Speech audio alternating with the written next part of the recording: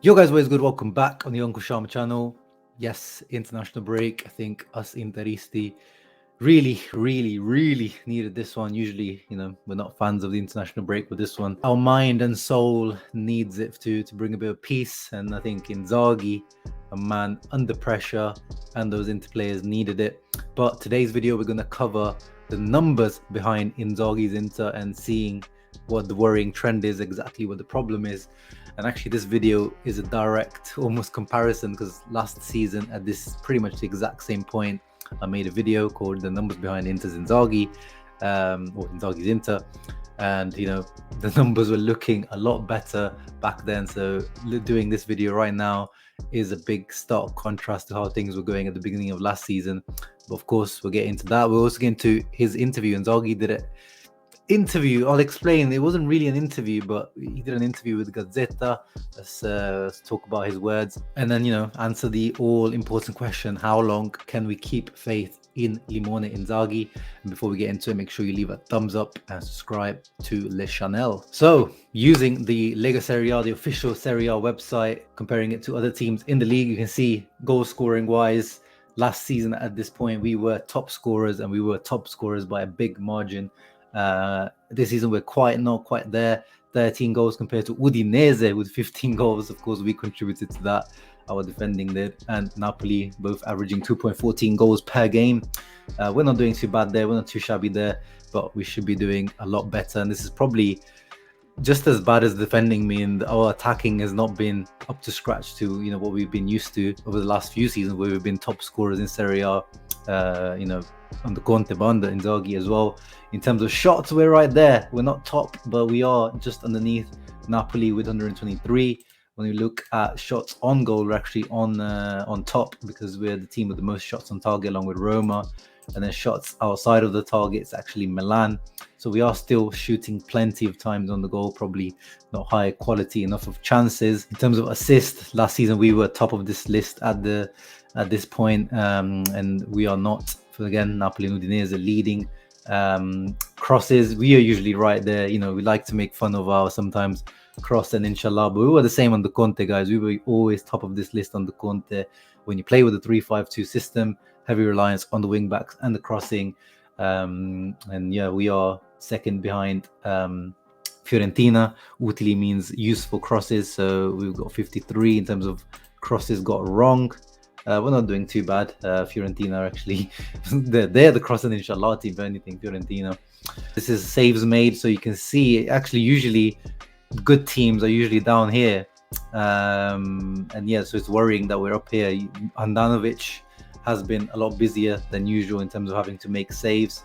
And this is the interesting one, because this is the Classifica Chilometri Percorsi, which means the kilometers covered by the team. These are average numbers for each game that we've played until now. And we are there, guys.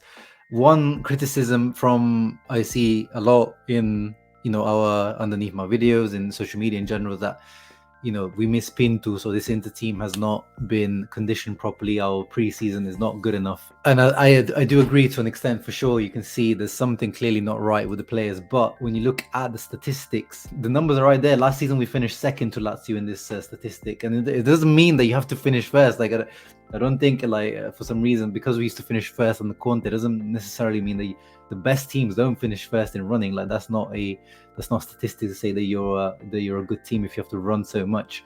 It's actually, I would rather see us be a little bit lower, a bit more efficient with our energies. As you can see, like Milan, look how far down Milan are in terms of average kilometers. Napoli, Roma, Fiorentina. Physically, the team is there, and usually, as we see from the Udinese game as well, we outrun the opposition. That has happened pretty much every single match this season. We ran 110 kilometers. Udinese ran 107 kilometers, and our players individually, Brozovic is still covering his usual 11 plus kilometers in this match, 12.4, Barella 11.8. So the players are doing their numbers. However, one thing that we can point in this match is that the average speed was lower than Udinese's, which points to that lack of intensity. But I think in general that even the average kilometer speed is usually higher than the other team, so that just points to this Inter team not being hungry enough, just not wanting it more than the team. It seems to be a more mental thing. Like I've talked about it so many times in my match reaction this season, losing so many duels, so many 50-50s, aerial duels, just not, just having that grinta, having that passion to win it, especially the derby. Like the derby shouldn't even need your coach to get you fired up. So this is where, of course, this is on Inzaghi as well, in terms of making sure that these players are, ready, hungry, ready to eat the other team alive, and that does not reflect within this team. And another thing that I want to add to this, which I've talked about a few times already this season, is this statistic here, goal di testa, which means goals from headers.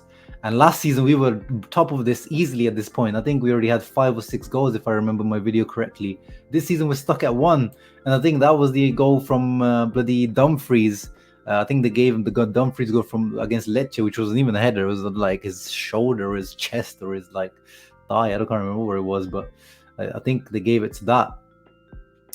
We're slacking way behind, and again, I think that's again the deliveries from. I remember, I don't think Hakan and Di Marco and Brozovic's deliveries have been too bad. Probably they can do with some improving, but in the air, are you seeing like Skriniar dominating in the air? Are you seeing De Vrij, Bastoni, Dzeko, Lautaro? Like, these guys who score a lot of headers over the years for us, are they dominate? I don't remember seeing too many opportunities from corners and free kicks from. It was like, oh my god, how did we not score that? And even defensively that shows. So again, the mentality, the team just doesn't seem to have that fire in them to win every single ball and dominate in the air like they used to, because this is one of the most physical and tallest teams in Italy. And last season we really dominated. We made ourselves probably the best aerial team in Italy, but this season is not showing anyway. You're getting dominated by teams like, look at Empoli, have scored more goals than us in the air. Napoli, they're not even particularly a big team. So this one is particularly an alarming statistic that we need to address. And so there's definitely some work needs to be done, whether it's on the training ground, whether there's some new ideas, fresh type of training set pieces that we need to think over, something a little bit more creative rather than just whipping the ball in and hoping for the best. Again, Inzaghi, the players have got a lot of work to do mentally and on the training ground. Now let's look at one of the other statistics that, Inter were really ranking well last season, which is, I'm not a big fan of these statistics, but they do show you a story, an underlying story of what's going on. Let's go with XG. So let's go with the highest XG teams in Italy, which is at the moment, according, this is by Understat, these XG stats can vary depending on which website you use. But according to them, Roma are underperforming their XG by 9.5 goals. Like, once again, they were very wasteful last season as well, and they are this season. And then Napoli, and then we're just right behind them, so we're underperforming ours by a goal or so. But again, last season we were top of this league. And then if we go for XG against, we're actually underperforming massively here. We're the team that's underperforming the most. So in terms of, according to the XG algorithm, we should have conceded around 7 goals really this season, but we've actually conceded 11 goals. So that shows that that either the goalkeeping is not good enough, we know the issues with Handanovic, or that the shots that we are or we're just really unlucky with the shots that we're conceding, the low quality shots we are conceding, and they're all going in, like the Luis Albertos or whatever types of shots. And then if we look at expected points, which I guess is like the differential between XG and XG against, we're again underperforming by 2.6, so we should be on around 15 points, whereas obviously we're at the moment we're on 12 points. The stats are showing that there are some promising signs underneath, but the problem is this goes back to the comparisons I was making when Conte was struggling 2 years ago. The stats might be showing something a little bit promising, but on the pitch, the eye test is just not showing that. I'm not coming out, I keep saying this, I'm not coming out of matches feeling like I'm the superior team. The derby is a perfect example. Even last year when we lost the derbies, I used to come out of those matches feeling, we're the better team here. We're the best team in Italy. Right now, I mean, against Udinese, like, I don't even feel like we're the third, fourth best team in the league. I feel like we're not even a Europa League team at the moment. I just feel like we're like a mid-table team that's kind of struggling That's what we really feel like. Like even the matches we won, you know, like Torino, like we really just needed some luck to save us. And again, let's try to compare again. Compared to last season, we're 5 points behind last season, so we are lagging behind. We had a great start last season. We conceded less goals, and we almost scored almost double the goals. 22 goals last season we scored, and we only scored 13 right now. The only saving grace for now remains the fact that we're on the exact same points as Conte's title winning season. 12 points, 12 points. 11 goals against, 11 goals against. That season, as I keep reiterating, we started off in a shocking way. Defensively, we were absolutely atrocious, just like we have been this season. We scored a few more goals that 2 seasons ago, and we lost 2 less matches, but drew 2 more or 3 more. We haven't even drawn one this season, so that is the difference, really. But again, going back to the point I was making with Conte, I used to feel like we were creating chances. There was a lot of wastefulness back in that period. We were bad defensively, but there was a lot of wastefulness up front. So it was like a case of surely at some point, Lukaku, Lautaro, these guys will start bagging. They'll start wasting chances. The XG, everything will kind of even out by the end of it. And of course, Conte made changes and things changed. Again, I keep going back to this point. There's only so long we could keep going like, oh yeah, under Conte that season we were doing like this. The turnaround needs to happen right now. It needs to happen right now. The league is way too competitive right now. Inzaghi needs to make the changes right now. The Serie A this season is so competitive. 2 seasons ago, it wasn't as competitive. This season, we've got Napoli who could win it. We've got this Atalanta Udinese team that are overachieving. Lazio doing well. Milan, of course, the champions. Roma have improved in the summer. Juventus, you can never sleep on them. It's honestly, 6-7 teams that could potentially, be a pain in the ass for top 4 and the Scudetto. So there is no margin of error. There's no time to waste. Conte almost took around till November time in the title winning season to turn things around, but Inzaghi does not have that luxury. He needs to turn things around soon, and this international break has to be the time it turns around. And let's move on to the Inzaghi point. Like, what do you guys? I know I made the video when I reacted to the Udinese last night, and what the title was of the video is "This the End?" And of course, that day I was so angry, but mostly dejected more than angry, really, because you were half expecting that performance, and it was sad, really, how it came.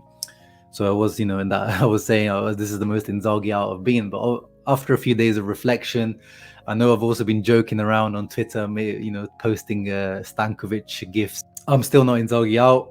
I think Inzaghi deserves time. Again, I keep saying we cannot demand the Scudetto from this guy, from what we've been doing in the summer to this guy, in terms of always taking away players and making positives in the transfer window rather than, giving them investment and all the stuff going on off the pitch. Which, by the way, Steven Zhang is in America right now. He has been for more than a week, and he's not there for a holiday. So we'll hear about developments on the sale soon. So that definitely affects the players, all the stuff that happened. We know what's happened there with the drama in the summer, but Inzaghi is giving off the vibes of a desperate guy who's a bit desperate, out of ideas. This was the perfect encapsulation of this confusion from Inzaghi. This 4 times we changed defense against Udinese. 4 times. When is that? When have you ever seen that? We started off with Skriniar, Cherby, Bastoni. We finished the match with D'Ambrosio, De Vrij, and Skriniar. 4 different defense combination in one match. That is absolutely crazy, and that again is a sign of a confused and desperate guy. Subbing Bastoni and Mkhitaryan, but specifically Bastoni after 30 minutes like that. I've never seen that happen. And Cassano, Vieri, and Bobo TV talked about they can have their debatable opinions, but they were like, if that happened to me, I'm throwing hands in the dressing room, like, this is not on. Like, you can wait until half time to make those kind of big calls, and it didn't work out. That's the thing.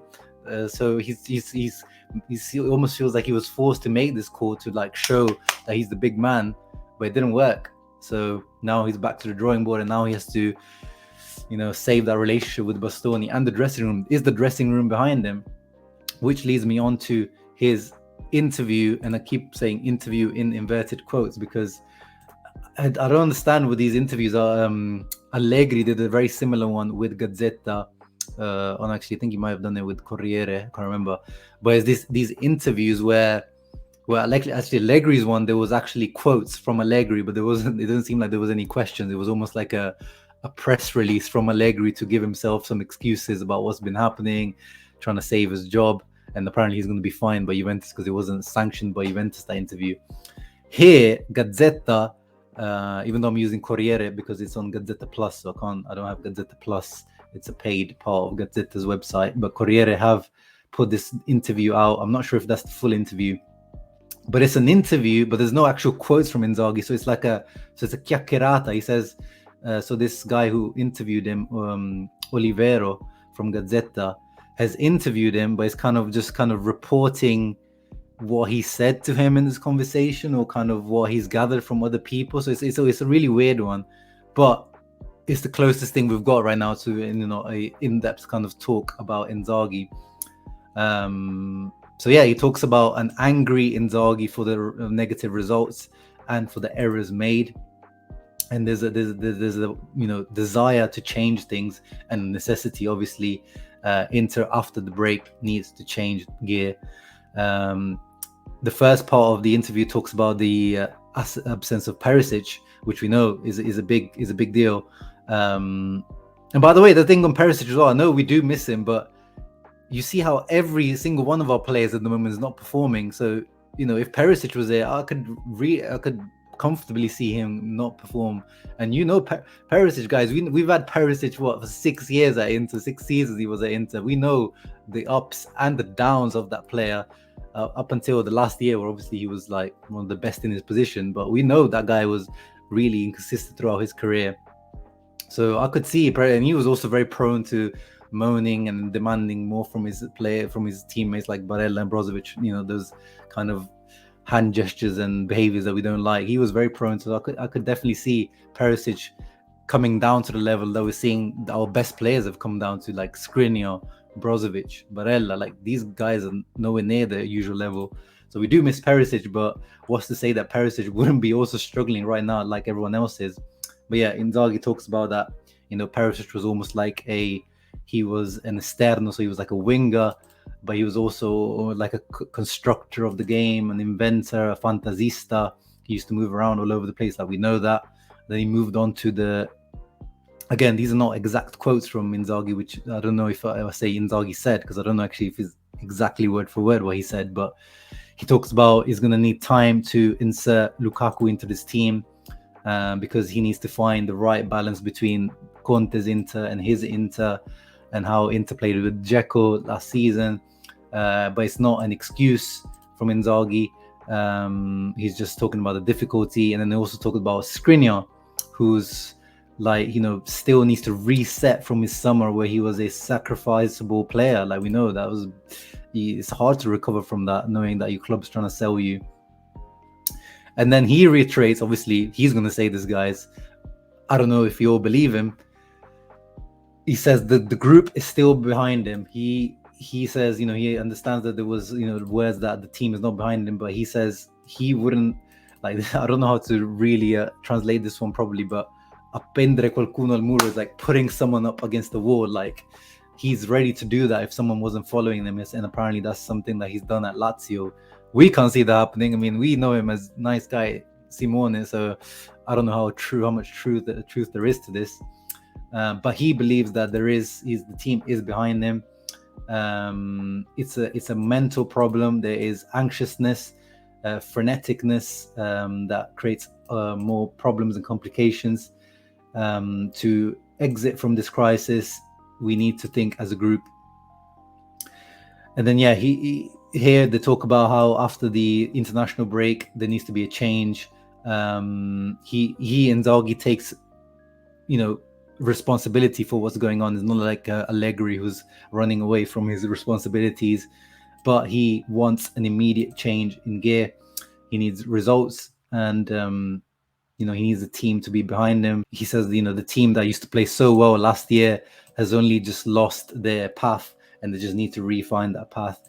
And maybe there's more words that he talked about, but this is where the interview on Corriere ends. Yeah, of course, he's going to be saying that the team is behind him. Of course, he knows he's under pressure. But again, I am not Inzaghi out. The shadow of Stankovic and co is definitely looming above Inzaghi. I think he knows that. And I think, as I keep saying, don't expect Inzaghi to be fired anytime soon. He's at least going to be given time until the World Cup break, which is, mid-November. So it's not that far away. But and we know the season is almost split into two. There's the pre-World Cup season and post-World Cup season. And we're minus, after all of this madness and bad performances, we're -2 from Milan and we're +2 from Juventus, and only -5 from the first place team, which is Napoli. So all is not lost, but change needs to happen right now. But yeah, guys, that was the video. That was the numbers behind Simone Inzaghi's Inter, the struggling Inter. Do you believe in this Inter? Do you believe in Simone Inzaghi? Is he still the guy for you? Or do you think Inter need to cut the losses right now? Or are you with me? Give him time to turn it around. Of course, there's financial reasons. There's many financial reasons as well for why it should not happen, and it could not happen in Inter's financial situation. But yeah, you guys let me know in the comments down below. What do you think of this whole situation? Make sure you leave a thumbs up, subscribe to the channel. Thank you for coming through as always. Ciao ragazzi, forza Inter always.